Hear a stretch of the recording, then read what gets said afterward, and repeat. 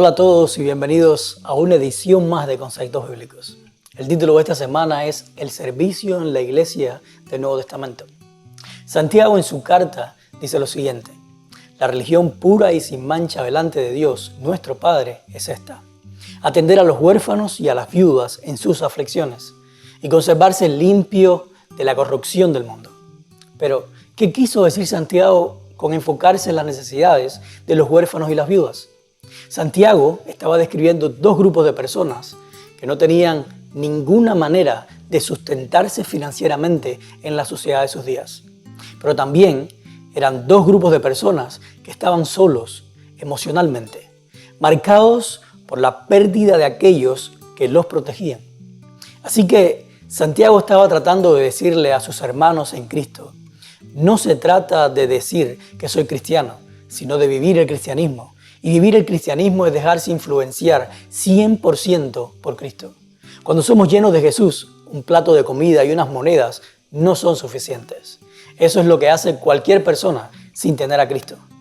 Junto con el plato de comida y las monedas está el preocuparse por la persona en sí, por su alma, sin juzgar o importarnos lo que lo haya llevado a esa situación. Comencemos.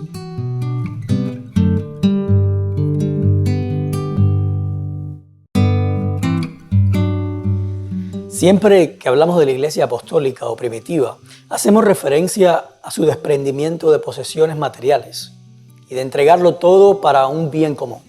Sin embargo, hay un enorme signo de interrogación detrás de todo esto. ¿Por qué? Déjame y te explico. Número 1. Esto sucedió después del Pentecostés.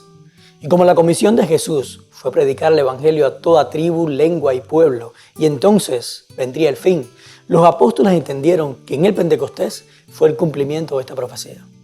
En el Pentecostés se les proclamó el evangelio a toda persona, de toda tribu, lengua y pueblo. Así que el vender todas sus posesiones fue en espera de la segunda venida de Jesús, tal y cual pasó en el 1844 en el Gran Chasco. Número 2. Al hacer esto, contribuyó a que la iglesia de Judea pasara por muchas más necesidades en el futuro. En Hechos 11, 27 al 30, describe una enorme hambruna que los afectó por no tener tierras donde sembrar. Y de no ser por el apoyo económico de la iglesia de Antioquía, les hubiera ido mucho peor. También en varias cartas de Pablo se menciona la pobreza de los hermanos en Jerusalén y cómo las iglesias conformadas por gentiles le enviaron ofrendas para sustentarlos. Esto también los imposibilitó para apoyar los viajes misioneros de Pablo, Bernabé y otros más que fueron financiados por la iglesia de Antioquía. Número 3. La iglesia de Tesalónica hizo exactamente lo mismo. Muchos vendieron sus posesiones y dejaron de trabajar porque Jesús estaba viniendo. Sin embargo, Pablo en sus cartas les insta que sean capaces de sostenerse por ellos mismos, para que no sean una carga para las otras iglesias. Con esto no estoy diciendo que estaban completamente equivocados al hacer eso, sino que lo más importante de la iglesia primitiva no fue el vender todas sus posesiones y ponerlo todo para el bien común, sino que lo más importante está en Hechos 2:47 al final. Y dice: el Señor agregaba cada día a la iglesia los que iban siendo salvos. Otras versiones dicen los que debían ser salvos. No se trata de cuánto doy de mis posesiones a los pobres o para el bien común de la iglesia, sino si en nosotros como iglesia tenemos a un Cristo vivo, real y práctico, donde todo aquel que llegue encuentre salvación en vez de juicio y condenación. Y yo te pregunto, ¿qué quiso decir Jesús en Lucas 14:33 cuando dijo: de la misma manera, cualquiera de ustedes que no renuncie a todos sus bienes no puede ser mis discípulos? ¿Cuándo mis bienes pueden convertirse en un obstáculo para ser un discípulo de Jesús? ¿Puede una iglesia dar de comer al hambriento, vestir y dar techo a los pobres y no tener a Jesús? ¿Qué tú crees? La historia de Dorcas es bien interesante. Esta mujer es descrita en Hechos 9:36 como rica en buenas obras y limosnas. Y por el contexto de la historia también nos damos cuenta de que cosía vestidos y túnicas para las viudas de la ciudad. Ahora, nota cómo comienza el verso 36. Dice: había entonces en Jope una discípula. Cuando Lucas escribe sobre Dorcas, él intencionalmente enfatiza que la única esperanza en la ciudad de Jope era la discípula Dorcas. En esa ciudad no había otro capaz de mostrar lo que es ser un discípulo de Cristo. Por eso al morir, los necesitados de esa ciudad vieron sus vidas perdidas e insistieron a Pedro para que fuera. Si Dios resucitó a Dorcas, no fue porque ella tuviera algún mérito, sino por amor a los que quedaban en esa ciudad sin tener a alguien que les mostrara el carácter de Dios. Además, ¿te has puesto a pensar lo que significa para ese tiempo donde la mujer era discriminada, que la única persona que mostraba a Cristo en su iglesia era una mujer? Ese es otro tema y te lo dejo de tarea para que medites en ello. Pero ahora te pregunto, ¿es tu iglesia como la iglesia de Jope, donde la revelación del carácter de Dios depende de una sola persona o de un grupo pequeño de personas? Ahora entiende que cuando me refiero a reflejar el carácter de Dios, no hablo de hacer obras de caridad o dar dinero, sino de amar a las personas por la sencilla razón de que Dios también las ama a ellas. ¿Cómo crees que Jesús demostró más el carácter de Dios? ¿Sanando al enfermo o perdonando sus pecados? ¿Dándoles de comer o no juzgándoles o condenándolos por sus errores? ¿Qué tú crees? Las ofrendas que estaban colectando Pablo y Tito en la iglesia de Corintios era para ayudar a los pobres en Jerusalén. Uno de los efectos que mencioné anteriormente del haber vendido todas sus posesiones y ponerlas para el bien común. Sin embargo, cuando en Gálatas y en otras cartas Pablo dice que siempre enseñaba a los gentiles que se iban convirtiendo al cristianismo a que se preocuparan por los pobres entre ellos, ¿por qué crees que les enseñaba esto? Muchas veces vemos la ayuda a los necesitados como una de las disciplinas religiosas o como una fórmula para que Dios me mire diferente o simplemente porque Dios dice o Dios bendice al dador alegre. Y mi objetivo es tener la bendición de Dios. El ayudar al necesitado no es un deber, no es una obligación o un paso más o un requisito del cristianismo, sino que simplemente es el resultado de amar a Dios. Primera de Juan 4:8 dice, el que no ama no conoce a Dios, porque Dios es amor.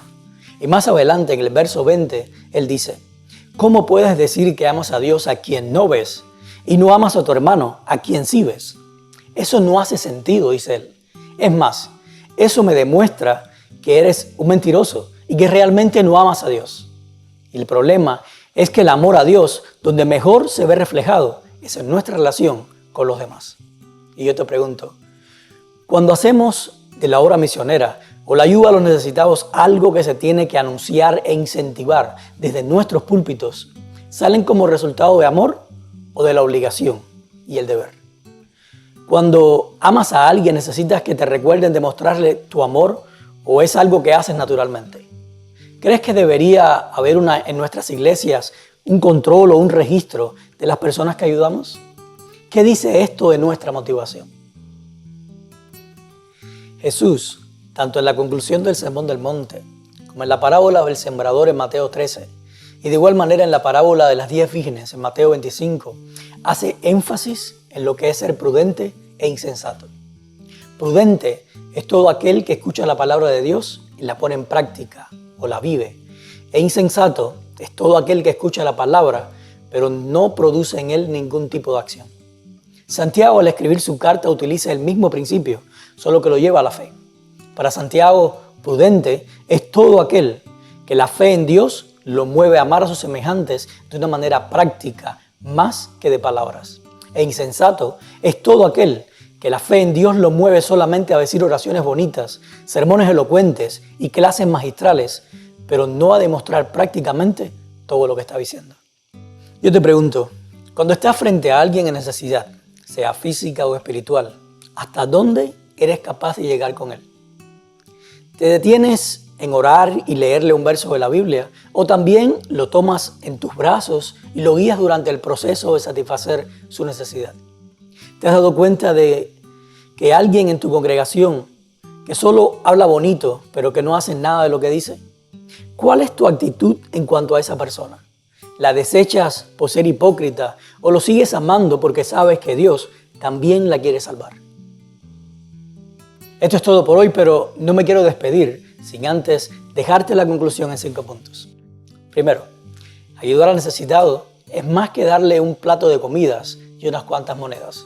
Es darle amor y no juzgarlo por los errores que lo llevaron ahí. 2, Lo más importante de la iglesia primitiva no fue que lo vendieron todo y lo pusieron para un bien común, sino que Dios podía traer a ellos todo aquel que necesitaba salvación. 3.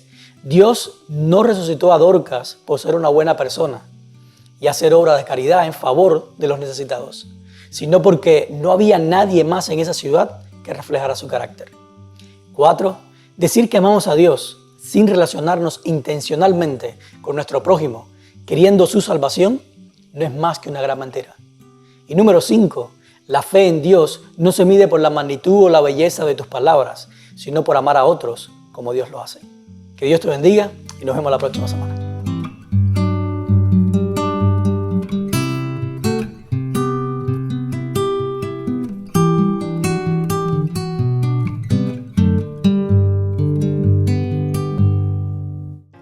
Si al ver este video sientes que Dios te habló o te mostró algo que quizás puedas compartir, te invitamos a que le des like, pero no solamente like, sino que le des compartir con todo tu grupo de amigos. También te invitamos a que vayas a nuestra página de YouTube y te suscribas a nuestro canal, que vayas a nuestra página de Facebook y nos des like o nos sigas y así podrás recibir notificaciones constantemente de todos los videos que subimos a la red. También descarga nuestra app y cuando lo hagas, ve a esa sección que dice Pastor y ahí podrás encontrar todas las notas que hemos hablado ahora en la lección. Que Dios te bendiga y nos vemos la próxima semana.